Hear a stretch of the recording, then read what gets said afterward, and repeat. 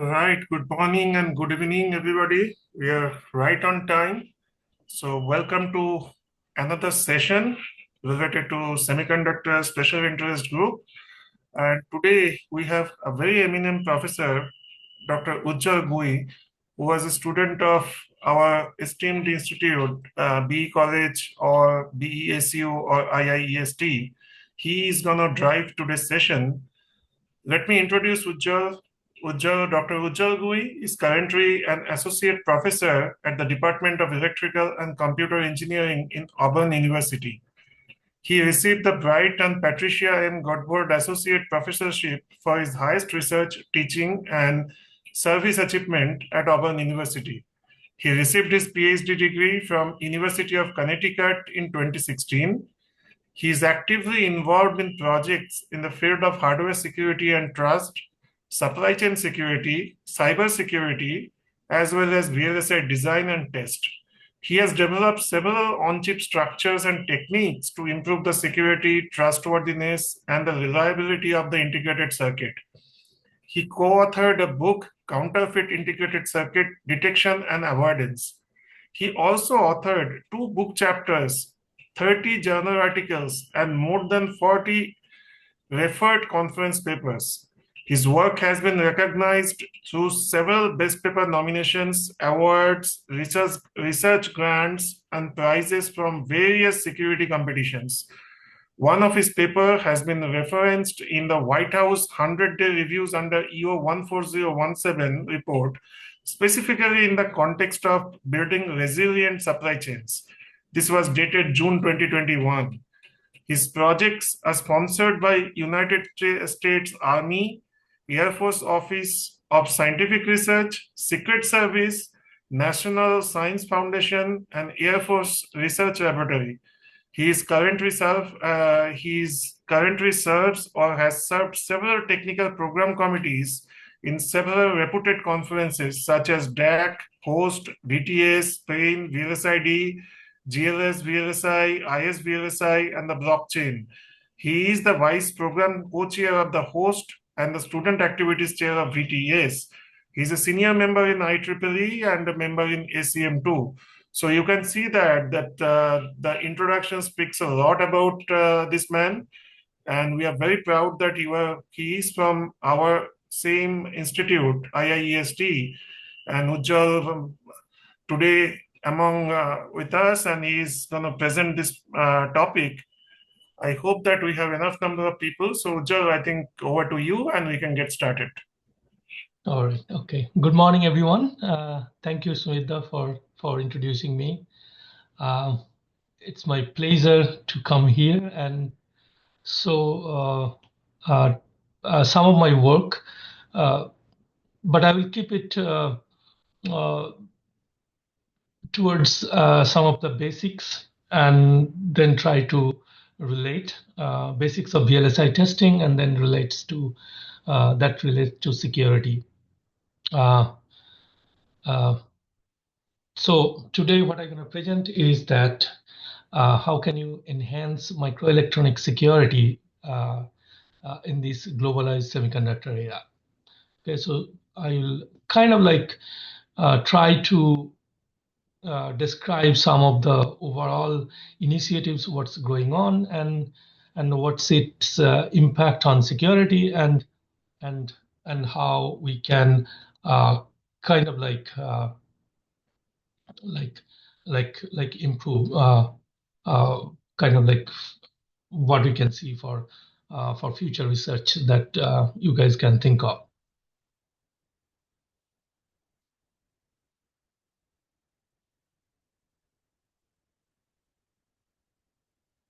All right, so you all know that semiconductor initiatives all across the globe, particularly it started when President Biden signed the CHIPS and Science Act. That kind of like calls for huge investments for semiconductor industry, and particularly that is not only for US but also rest of the world, like China, India, Japan, UK, South Korea, and so on and so forth. So all these countries are investing a very large amount in semiconductor research, development, and particularly fabrication and packaging. So, so, so why suddenly there is a need for such huge kind of like investment? Particularly, there are several reasons for it. So, what you observed during COVID, there is like supply chain disruptions. Uh, there is a huge demand of chips, and people are not able to acquire it, and so on and so forth. And and at the same time, the electronic systems, they are growing at a very accelerated spaces. For example, like AI, machine learning, and so on and so forth. So all these applications uh, requires a huge amount of compute support, and and and traditionally this is kind of like we are reaching towards a limit. So what industry moves to a heterogeneous integration where you actually package multiple chiplets and make systems very compact so that your speed, performance, and everything you can get a huge amount of boost. And what particularly that why this is needed. So we need kind of like varying chips with varying capabilities, so manufacturers can actually tailored solutions without the need for monolithic designs. So monolithic designs are typically gigantic. So instead of doing that, so what you can do is that you basically create chiplets and then integrate those chiplets in 3D or 2.5D fashion, and then package it. So that can actually improves the performance hugely. Now, what might happen to this integration? So are we kind of like making systems more secure, or we are creating more challenges? So to me, it's kind of like both. So we are kind of like improving the performance, but at the same time, we are actually making um, making security assurance difficult, testing difficult, also ensuring reliability becomes challenging. Security, when you talk about security, so attack vectors are kind of like rising. So you can see there are like like hundreds of attacks that are kind of like launching on chips. So for example, counterfeiting, fault injection, Trojan side channel attacks, IP piracy, so on, so reverse engineering, so on. So when you go to testing, that is also there are several challenges for testing as well, and also for reliability. How can you reduce power dissipations, thermal stress, latch up, ESD protection, and so on and so forth. Okay, so increasing complexity, and most of these chips are also connected to internet. So distributed connected systems makes ensuring security is a little bit more challenging. Okay, so we there is not like one size fits all solutions that you can develop to one solutions, and that's going to be kind of like applied to every different attack. So we need to tailor your solutions as well. Okay, now let's take a look of the semiconductor supply chain, how it looks like. It started from design, then fabrication, assembly, and after assembly, you goes through multiple distributions, component distributions, then systems, and then so on and so forth. Okay, and and and in this complex supply chain, so there are different attacks are originating in different places. So so one of the objective was for the CHIPS Act was to kind of like bring semiconductor manufacturing onshore, and that addresses the supply chain shortage problem, chip shortage problem for sure, but does it address security solutions or test problems? So to me, it's kind of like mix. So there are bad designs. We still use third-party intellectual properties. We we have a limited lack of security and lack of EDA designs for implementing design for security features, and also new vulnerabilities are coming. So onshoring, of course, improves the trust, but when it comes to security, so it has a little effect on it. So now the question is like, how are we gonna implement security? So traditionally, when we design semiconductor chips, we particularly emphasize PPA. So that is basically power, performance, and area. Okay, so that's the traditional design for semiconductor chip. When now what we are adding security, because when we add security at the design phase, so ensuring security later on the supply chain becomes easier. So for example, if I add some features into the design where later on I can only verify those parameters, then it will be much more efficient compared to ensuring security from the software stacks. Because if your hardware is compromised, then your software will not be able to address those. Okay, so we need to include security, but the challenge here is that when we scale semiconductor, so the cost of transistor goes down, and we expect that the cost for security should also go down, but that's not actually happening. So there is a gap. So that's where we need to provide focus, that how we can actually make security features more cheaper, so that it's going to be placed on the chip and we don't encounter enough cost for it. Okay, so this is the overall kind of like research what I do for microelectronics assurance. Um, you can think of assurance in terms of quality, security, and reliability. So my primary focus for research is on security, particularly supply chain resiliency and security, detection and avoidance of counterfeit ICs, IP protection, tampering, and also I worked on quality and reliability in terms of Boolean satisfiabilities and novel technologies.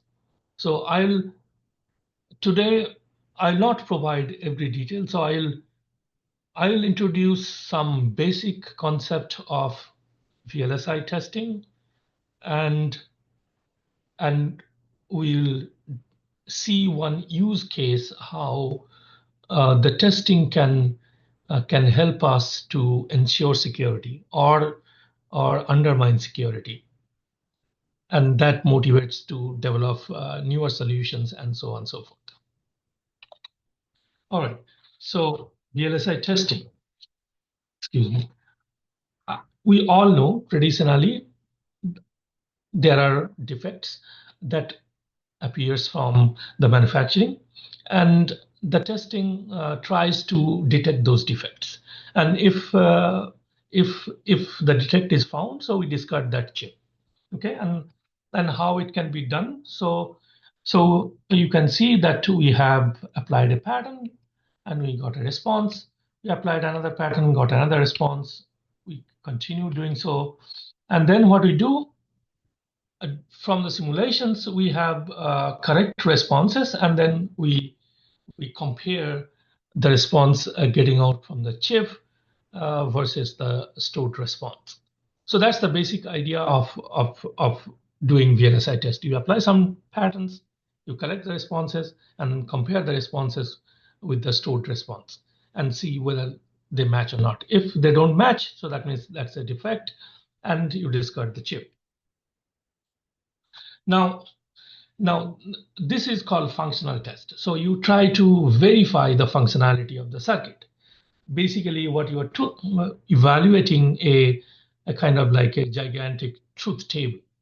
Now, the problem for that kind of evaluation is that if my inputs becomes more than, say, for example, 60 or 64, or which is the case, then the number of input combinations is very, very large.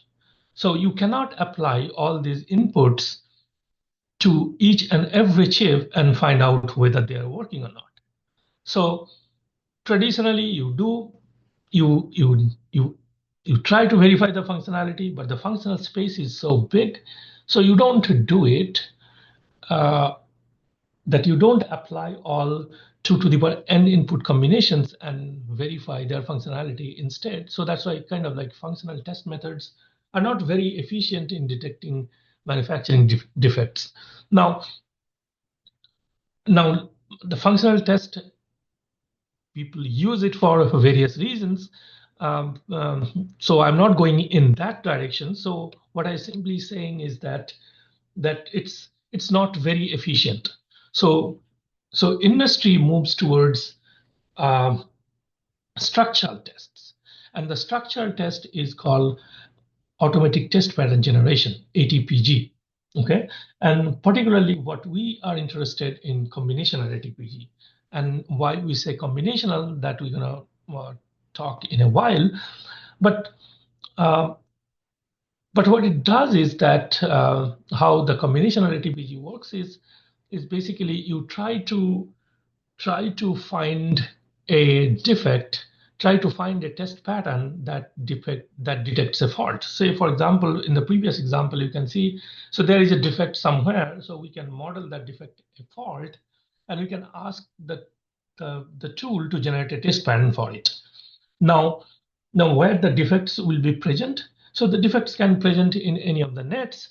So that means the number of nets is linear instead of exponential compared to the inputs. So that means we have an exponential problems, and we map that problem to a linear problem, and that can be solved using traditional tools. So that's what the basic automatic test pattern generation try to solve. So now the question is, how we gonna actually generate test patterns, find a test for it. Okay, so there are two there are several methodologies for testing. So here I'm gonna introduce only stuck at fault based test, where we model the fault at that particular line is whether stuck at 0, that means ground, or stuck at 1, that means that line is connected to VDD. And then we try to propagate that fault to the output. And you can see there are several examples. Say, for example, for an AND gate, if one input is 0, then basically we cannot propagate that faulty response D to the output. So what means is that, so we need to have a value 1 on the other input. Okay, and these are called controlling inputs and non-controlling inputs, and so on and so forth. So for an OR gate, if it is 0, then the faulty response will propagate to the output. If it is 1, so it's not going to work. For XOR gate, so we don't care. So either 0 or 1, both can propagate the fault. So this is the fault propagation, and then we have to ensure the line justifications, and that is called backward implications. So if the output of an NAND gate is 0, so that means both A and B has to be 1 and 1. Okay, and if there is faulty response D bar at the output of an NOR gate, then the other input has to be 0 to propagate that, to kind of like justify that faulty response will propagate for that particular input. All right, so this is kind of like the widely used algorithm. So this is the basic fundamentals of combinational ATPG that has been introduced very, very long time ago. So the way it works is that it try to find a test pattern for a particular fault. So I'll go step by step how this is going to work. Okay, so this is a simple circuit. Okay, and we are trying to detect a stuck at 0 fault at that particular node. So now, to detect that particular fault, so what you need to do is that you need to put set A equal to 1. Why? Because if it is stuck at 0 fault, so that means the faulty response will always be 0, okay, in that particular node. So if you want to detect that, so you have to excite that node in an opposite value. So that means stuck at 0, so opposite value is 1. So we put 1 there. And now you can see this is a fan out node. So there are 2 lines coming out from that faulty response. So we put those, we identify those D, and this is one D and this is another D. Now what we need to do is that propagate that D to the output L. Okay, so how can I do it?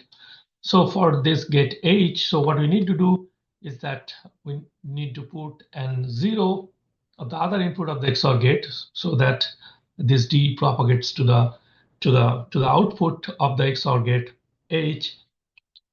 And then if we put a 1, this is a NAND gate, this is the NAND function, so it has to be 1. So this D becomes inverted D word. So that means now my faulty response propagated to the output.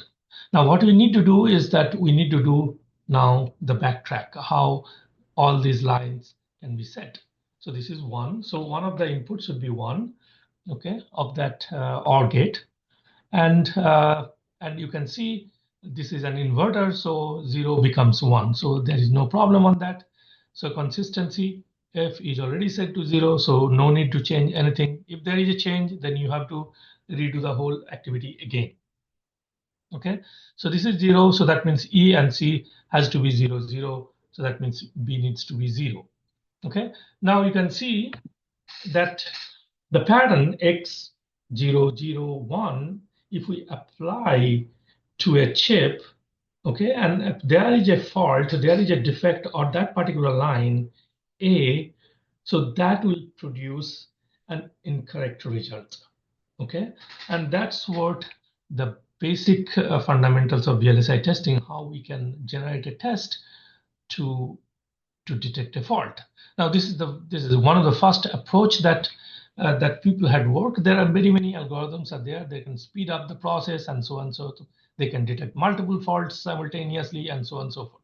So we are not going in that direction. So we are just providing you the method how we generate test pattern to detect a fault. Okay. Now over the years, what happened is that that the designs become bigger.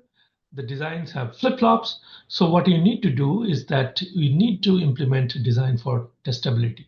Okay, and commonly this is called DFT. So what DFT does is that you have a design, sequential design, and you change those flip-flops. We come to that in a while, and make that flip-flop reachable from the primary input. And if we do that, then what will happen? So your entire sequential circuit becomes combinational at the test mode. And how we're going to test it? So you sift the patterns, input patterns through the scan chain, okay? And then you apply the pattern, collect the responses, take the data out from the scan chain. Okay, so we'll see how that actually works. Okay, so the basic idea here is that replace all the flip-flops, okay, by scan flip-flops. Okay, if you do the scan flip-flops, then what happens? So our sequential design becomes combination, and then we can perform the stuck fault-based test, what we just described. Okay, so you need to follow. There are certain rules and so on and so forth. So typically we use D-type flip-flops and so on and so forth. Okay, so now how the scan flip-flop looks like. So this is what it exactly looks like. So what we have a multiplexer, green multiplexer. You can see what it does is that when the selection value that is coming out from the test control, if that is 0, so it takes the original functionality. And when it is 1, so that it takes the value is I. Okay, so that's what you actually, these flip-flops, traditional flip-flops, D flip-flops, converted to a scan flip-flop. So what you basically do is that you put a multiplexer at the D input, and and then you got one additional input, and that additional input will be used to form a scan chain. Okay, and when the TC is 1, what happens? So all the flip-flops will become the scan flip-flop, and at that particular time, so we'll actually perform the testing. We'll sift in the data, then we'll go for a very short period of time to make TC equal to 0, and that's time we launch the response. Go to chip, we make the chip functional, capture the response, then go to test mode and get out all the responses. All right, so this is kind of like you can see the traditional sequential design. This is kind of like called Hoffman model, and where you have a combinational logic and you have flip-flops. So, and the way it works is that so some part of the combinational logic goes to the flip-flop, the inputs of the flip-flop, and then output of the flip-flop goes back to the combination logic. So that and those flip-flops are called the state. Okay, the state of the design. Okay, and there are some primary input and primary output. So that means if you want to kind of like make a sequential design work, so you have to set the values of those particular flip-flops. And these flip-flop values can be set iteratively through primary input. So you can apply primary inputs, and then you apply in every clock cycles, and certain value goes there, and so on and so forth. So a lot of time actually spent during the initialization of a combinational circuit. If we have a reset, then you can enable the reset to set the flip-flop values with a particular value, zeros and one set reset if you have that pin. But if you add set reset, so the design size becomes bigger. So typically you don't replace all the flip-flops with set reset. So many of these flip-flops don't have, and the only way you can set up those values is from the primary input. Now what we are modifying is that, so we are enabling a way to reach any of the flip-flops. And how we're going to do it? So this is basically we're replacing with the scan flip-flop. That means we have a multiplexer, and now we have a multiplexer, and this is how it's going to work. So all now you can see all these flip-flops become a chain, and this is what it called scan chain. Okay, so whenever you perform test, so one of the things that you need to do is that you have to insert the DFT. That means you have to change your flip-flops to the scan flip-flops. You have to construct scan chain. It can be one, it can be multiple, depending on how big your designs are. Typically, it's hundreds of thousands of scan chains. And then we also add compression on it. So I'm not going in the details of that. So basically, means what you can think of like your design is kind of like reachable from the primary input. Okay, so and you can put any value to any of those flip-flop through these scan chain, and you have to make sure that you enable the test control to 1 so that the multiplexer selects the right value. Okay, so now this is what you typically do. So you have one sets of input that goes from the primary inputs, and then another sets of input that goes through the scan chain. You initialize all these flip-flop values with the scan chain, and then you actually capture the response, and then take the response out of through the scan chain. Okay, and you also have some primary output values. So this is the overall architecture for today's design. Okay, so this is a simplified view. Of course, there are many things are there. Okay, so we are not going in that directions. We just wanted to give you a basic overview how testing is performed, what is testing, how testing is performed, and how we enable the scan chain, and through scan we can reach out to different locations, different parts of the chip. All right. Now we'll talk about one of the security problems. Okay, this is called piracy of intellectual property. Okay, so the piracy becomes relevant because nowadays the design companies, they don't design everything from scratch. Like 20 years back, there was everything was built in one location.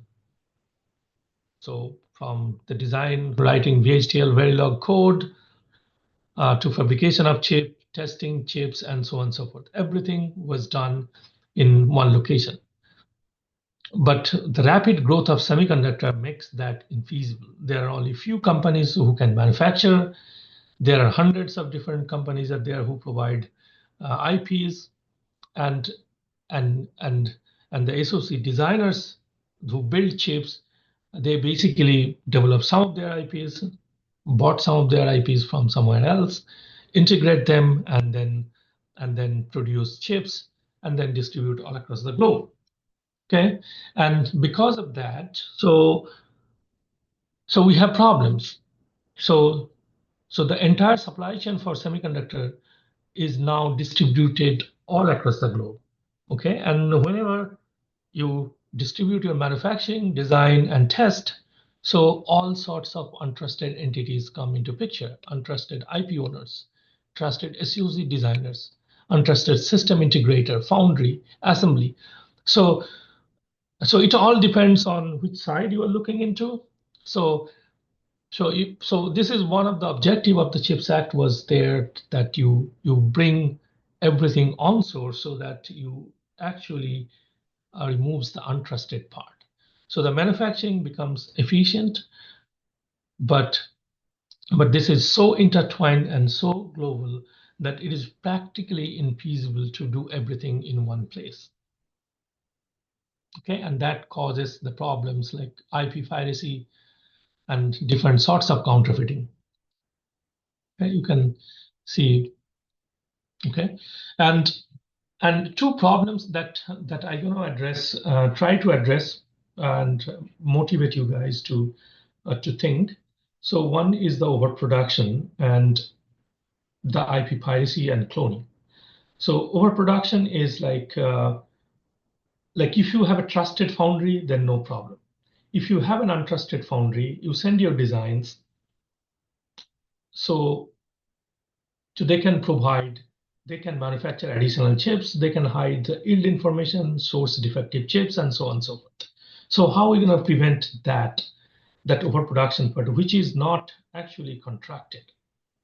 Okay, and at the same time, try to address IP piracy and problems like when the SoC designers acquire IP, so then they have the flexibility to modify and also distribute. So how can we ensure the IP designers' interest? Okay, so this is a complex problem, and probably like there are many discussions that when the manufacturing goes offshore, so you transfer the intellectual property, and then the parallel products are coming out, and so on.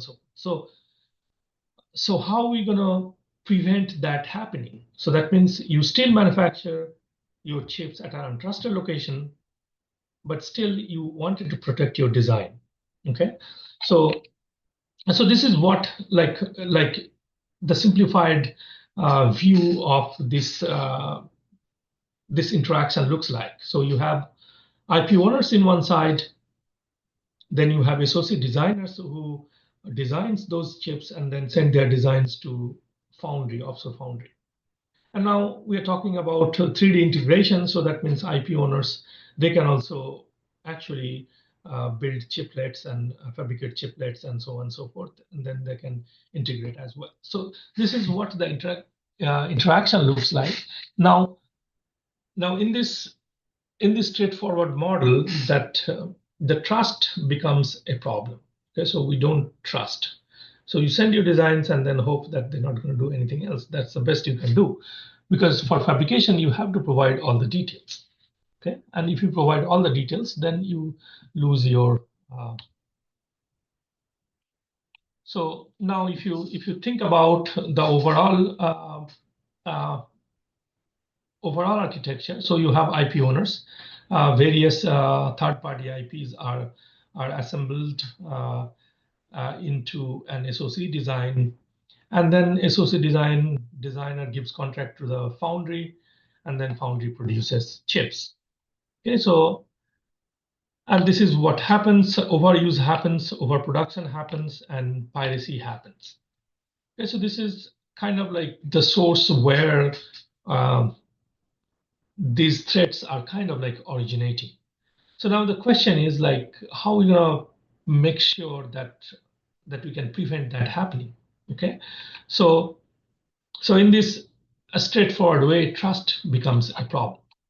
Okay, so what we do is that what we need in an ideal situation, so somewhat kind of like we can meter the production. Okay, so if the foundry produces n number of chips, so the respective uh, entities in the supply chain knows exactly what's going on. Okay, and you prevent otherwise, means foundry cannot sell chips if it is not approved by the SoC designers and so on and so forth. Okay, and if we do that, then this trust will be ensured. So this is kind of like the overall need for like IP piracy and production overproduction. So you somehow meter your design and production. And one of the approach that people are looking into is called logic locking. Okay, so what logic locking does is that you have a circuit, okay, and then you lock the circuit with a key. I'll show you how. And then if you lock it, then basically the input-output relationship becomes obfuscated. So there are certain inputs the chip will produce incorrect results. Say, for example, if you have an adder for certain inputs, the adder will not add properly if you don't program the correct key. Okay, so this is one of the approach was presented a long time back. You have a netlist. There are 5 gates. Okay, G1, 2, 3, 4, 4 gates.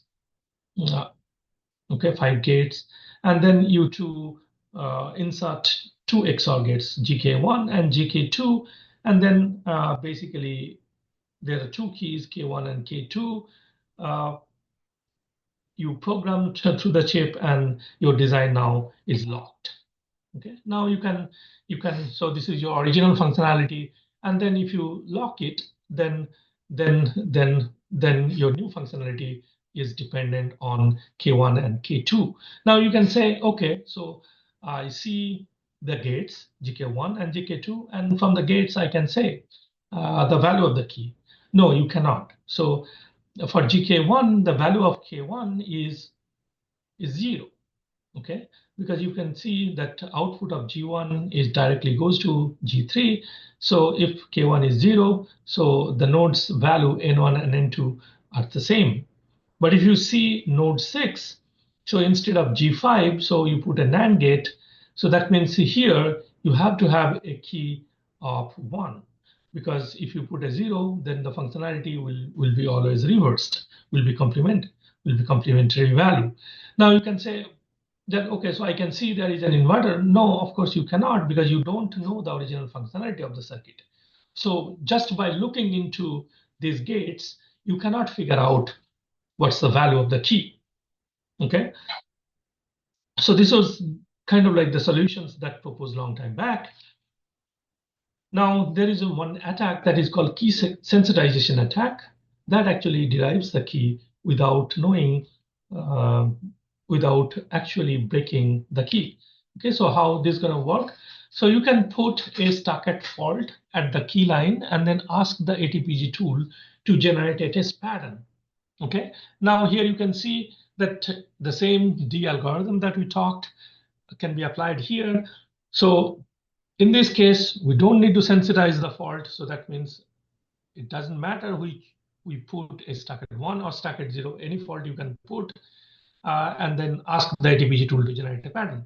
And if we do that, then you can see that D bar propagates to the output with 1, 1, 1, 1, 0 pattern. Okay, X5 doesn't need to be any value. So that means what happens. So if I if I apply this pattern 11110X to an locked chip, then whatever response I got, the value of the key will be the inverted value, because propagate D bar and then you got D, right? So without doing anything, so basically we actually find out the value of key just by analyzing the netlist. And where the netlist we can get. So we're talking about untrusted foundry. So foundry has the GDS2 file, and it is trivial for them to extract the netlist.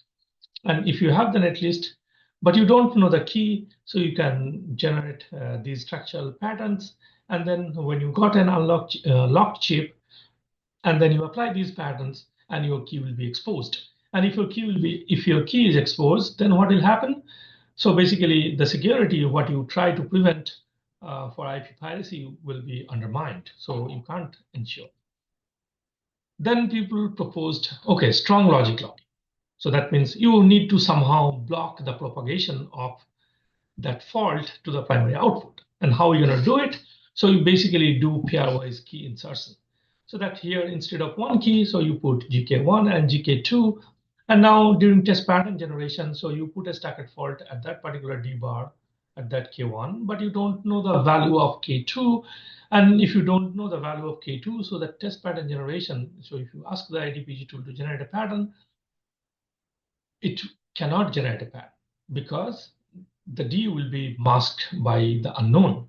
Okay, so that was the basic idea for the strong logic locking, and it worked for quite some time. Then a new attack launched, that is from the Boolean satisfiability.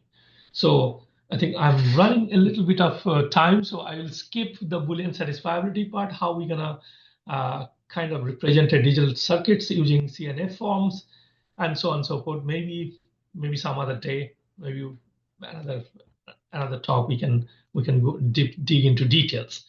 So what simply it's saying that, okay, so I can launch an attack by just observing the netlist, and we construct a MITRE circuit, and then apply SAT iteratively.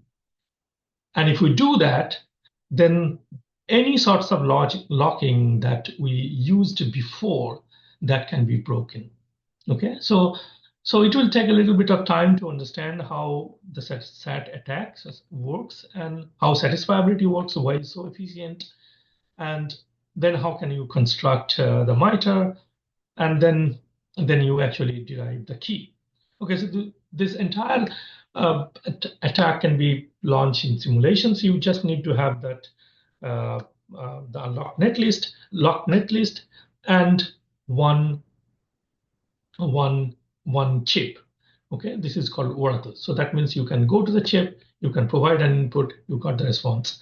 And based on this Oracle, so you can actually construct the SAT attack and derive the key. All right, now let's take a look up some of the future work that that I am looking into, and probably you guys can also think about it. So at present, when you talk about security, so there is a huge need for different standards. So it's not uniform how a designer, say for example in Qualcomm, will follow and implement certain security features to enable some of those defenses. So standards, that is lacking, and this is also because of, like, there is not a very secure solutions that we are already working with. So many of these attacks are so powerful that it actually breaks it, and we are not there yet. But this is a very early days of hardware security, so I'm sure that we'll solve some of those problems and address some of those threats. Also, we need automation. Then also we need life cycles, how we're gonna kind of like ensure the semiconductor supply chain security from the life cycle perspective. We also need low-cost testing and inspection methods. Some of the inspection methods, say for example, hardware Trojan detections, malicious tampering requires reverse engineering, and reverse engineering is extremely expensive. So, and that has practical limitations, so we can't do it.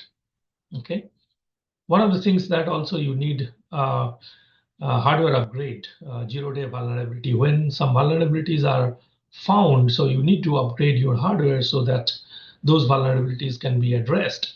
So the problem for hardware is that it is fixed. So you can't actually, once the chip has been fabricated, you can't do anything about it. Okay, so how can you enable some features so that can address some of those zero-day vulnerabilities? If the vulnerability is found, you should be able to address it immediately. And now also there are smart devices that all there. Okay, so some of these works that I am working on, like uh, to be specific, like Boolean satisfiability for test pattern generations, a novel concept called zero knowledge proofs for chiplet authentication. Then there are blockchains for chiplet traceability. Uh, then some sort of runtime attack prevention and detections, and so on and so forth. So this is some of the topic that I'm working on. Some of these projects are ongoing projects. There are some solutions, uh, and and and we are working on it. So we have developed some solutions for SAT-based ATPG. These are extremely efficient test pattern generation approach, where uh, where you can actually detect hard to detect faults. You can generate test patterns for hard to detect faults. Those faults are not detectable using traditional ATPG.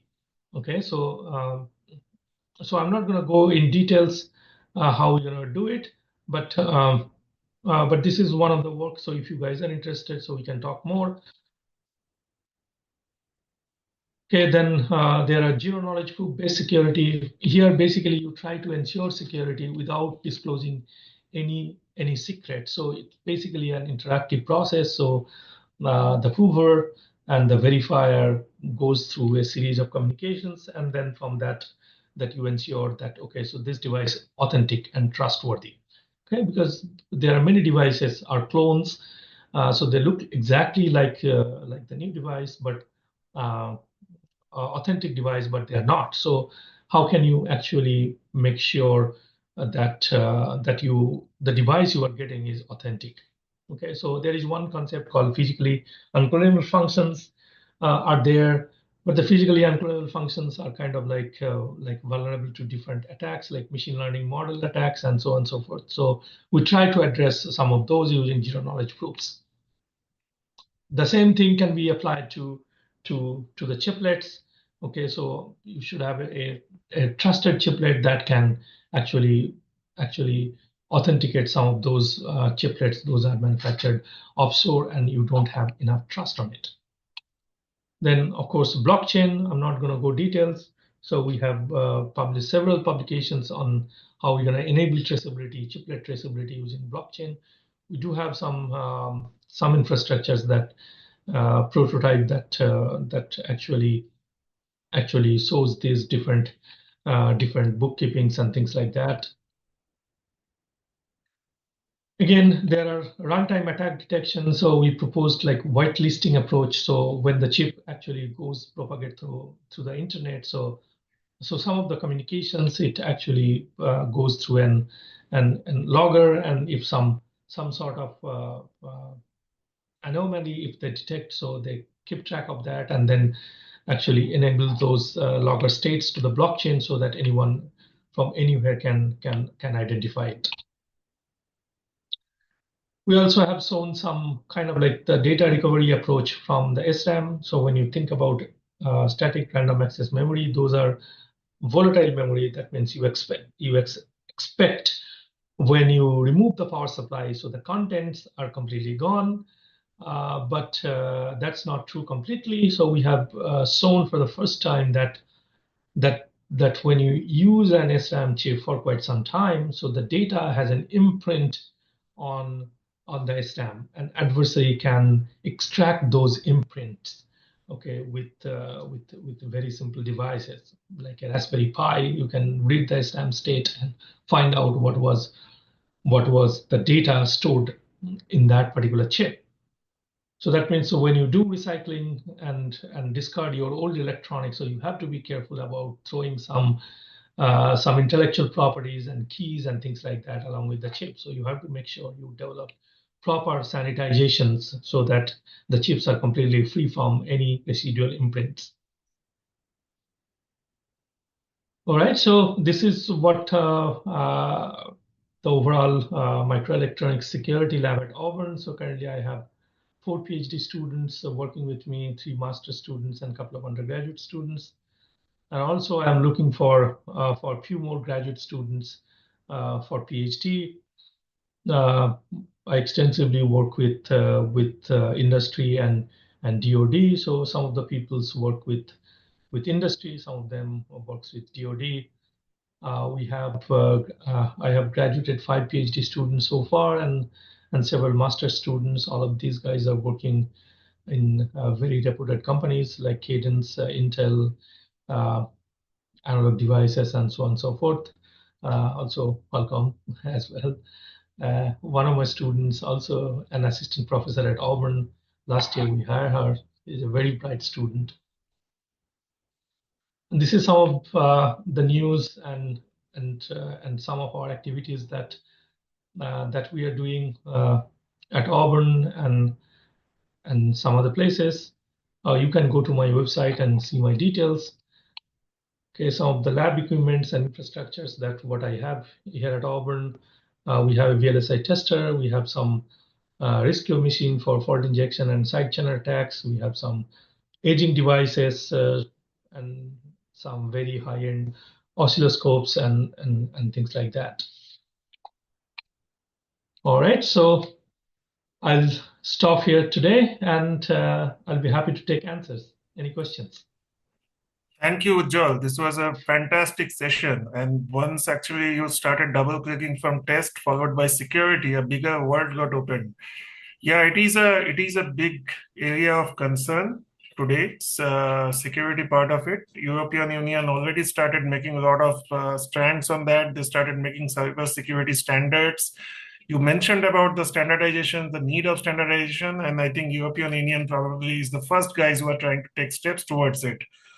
I see that there are a few questions on the chat window. I'll just mention one after another, and you can address them. Sure. The first one, interestingly, coming from a student, and you have already kind of attracted him towards semiconductor. That's a good thing. So he's saying, "Good evening, sir. I'm currently studying in information technology department. Have a strong interest in semiconductors. I would appreciate your guidance on how can I pursue my career and gain expertise in this field." Yeah, that's a good question. So you have to do higher education, that's for sure, and and and I mean, it's like you can look for both options. You can come to US.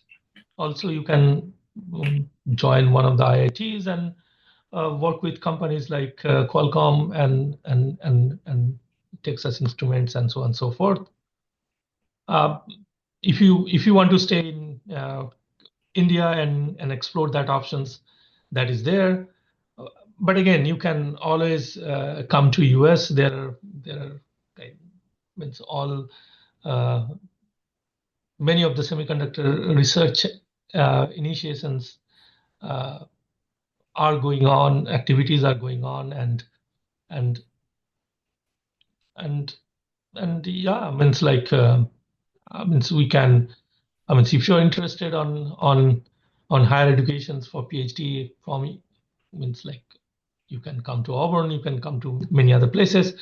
There is a application process that you need to do, uh, and those are typically clearly mentioned on the university website. So and things like that. So you can reach with the professors and see what they are doing. If you like their work, you can reach out to them and and and and and apply. Typically, we provide financial support to students. Uh, the education is free from your graduate research assistantship, and and and you will get stipend reasonably, so that you can support your educations.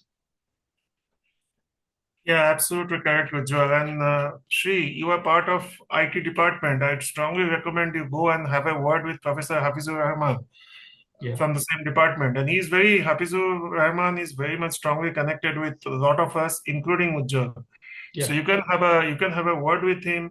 You can express interest, and he will give you a lot of guidance and a lot of avenues how to pursue your career, either in academics or the industry part of semiconductor.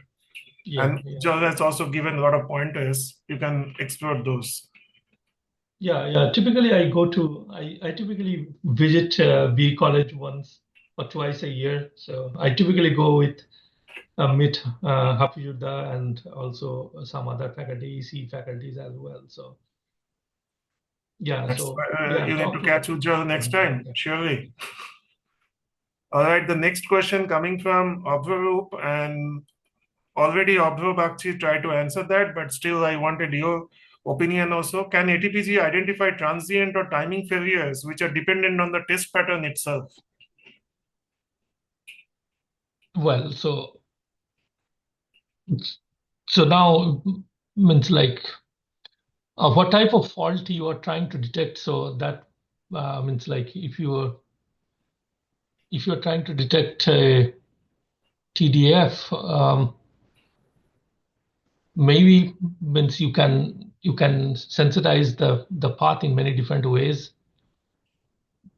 If you're doing path delay faults, maybe not. I mean, uh, so it depends, like how kind of like what type of faults you are looking, and typically those are detected by two pattern tests, and the coverage for two pattern tests are not very high. So typically, if you got like 80% of TDF, so that's a pretty good number. I mean, so you don't detect all the faults. Uh, so of course, like what you are explaining, that might be one of the cases, but there might be many other reasons as well. Yeah, absolutely correct. And actually, where do you draw the line is also a bigger question. If your design is meeting timing, shall I go to another 10 picosecond, 20 picosecond, 1 nanosecond to cover up Yeah, TDF? It's a fine balance between your test cost versus the coverage, right? So, yeah, how many such things you want to generate independent vector for each and every path? The more you generate vector for each path, more the test data goes high, more test cost goes high. So it's always like Ujjwal mentioned, it's a fine balance. How many TDF or PDF you want to generate and overload your test cost versus how much more risk you want to ready to take. So next yeah. question, Ujjwal, coming from Obro Bakchi, and Obro is asking, can you shed some light on any possible solution for 3.5 devices where the number of device and layers are very limited? So basically, your views on the compound semiconductor devices, what can be done on those? Yeah, so that's a good question. So we wrote one paper that particularly talked about skyrmion devices. So this is a non-volatile memory magnetic devices. So it has multiple layers. So again, kind of like the concept of of of creating a fault that relates to some defects, that is very crucial. Like when we talk about traditional stuck fault test, so we don't check the functionality of gates. So we assume that the gates work properly. So we only test the lines, okay? But but that doesn't mean that if there is a defect on a gate, it will not be detected, okay? Because these faults are kind of like like mapped with defects in such a way that overall response actually can get. So it doesn't matter that which type of architecture that you are talking about. So as long as if you map your defects, so what type of defect phenomena that you are kind of expecting, what type of defect mechanisms are happening inside your device, and can they be mapped with stuck fault models. So stuck fault is a very uh, powerful approach of identifying defects. Okay, this is a basic first line of defense. So you can wipe out like many orders of magnitude defects at the first order, and then if you go fine tune with defects, those are kind of defect. Means some other type of defects like delay related and transient related, and there are even some power supply related things are happening, like so on and so forth, salient data corruptions and things like that. So uh, Hello. yeah, I see Abdul Sorry, is coming in. Go ahead, Abdul. sorry, Ujjwal, I think my question was not clear. So I asked this in the context of IP protection, not testability. I see. So like I'll just lay out the thing, right? So let's take like a power amplifier, right? You just have a couple of transistors in there and it's a two-layer process. Take put it under a microscope, everything is visible. Like, are there any research solutions protect these kind of IPs in the sense intellectual property, not a semiconductor IP in that sense? Yeah, you see that I mean, it's like your design is smaller, so you can do reverse engineering and verify whether it works or not. But I'm not sure, like any industrial design, that you can reliably reverse engineer and extract to see all the details. Now, if you means it depends, like means if you think about design is smaller, maybe, I don't know. But if you are talking about some industry applications like a few hundred thousands minimum gates, it's challenging. Okay. And the method does not actually, any of the methods does not relates to any particular technology. So the underlying gate, how the gates are formed, so uh, that can be added, but if you think about overall logic locking, so we don't talk about how the gates are made. As long as if it is an AND gate, so that's fine. If it is an OR gate, so this overall the circuit level implementations. Now, when you go to the fabrication, so then you might do, it may be bulk, it may be means any other method. So it doesn't matter which technology you are using. But it All has right. to be provide security from the Boolean satisfiability perspective, that is logic level. Also, all some other attacks that are out there. Does it answer your question, bro? No, Jalda. So I will circle back to you offline maybe. All right. Okay. Sure. No problem. Circuits So, that Ujjwal, just to introduce Abdul, he's a IIEST ETC batch 2011. So he actually initially traveled in multiple, corporates, and finally ended up setting up his own company and called Farmionic, which is making chips as well as IPs. And you talked about CHIPS Act, and you know about Indian Semiconductor Mission and their Yes. DLIs. So Obver's company got listed in the DLI first list. So he Oh, made that's all of us awesome. very proud. Oh, yeah. Great. Awesome. Yeah, sure. We can discuss offline more. I mean, yeah, Yeah, you see, we Obver's will didn't. connect with Ujjwal offline. So definitely yeah. we'll get a lot more answers from him on this. Actually, Ujjwal, his next question was related to some of the commercial solution, and I'm thinking this is also from the security point of view, right? That can you point Yeah. some solutions that are commercial use from the different techniques you mentioned? Yeah, no, we have not yet. Means people are working on. See, the problem is like we have not yet fully developed a secure solutions in terms of like physically unclonable functions. So those are also broken in many different ways. So the initial objective of like providing is not there.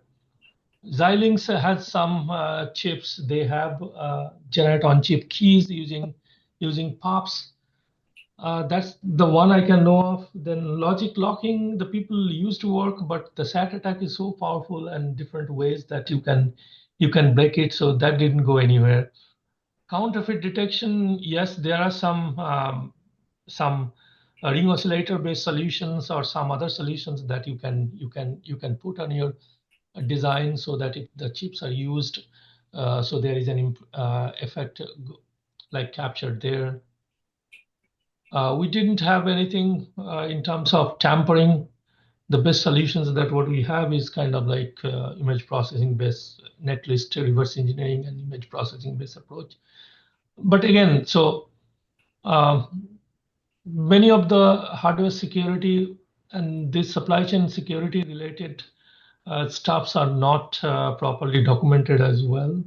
Like if you see the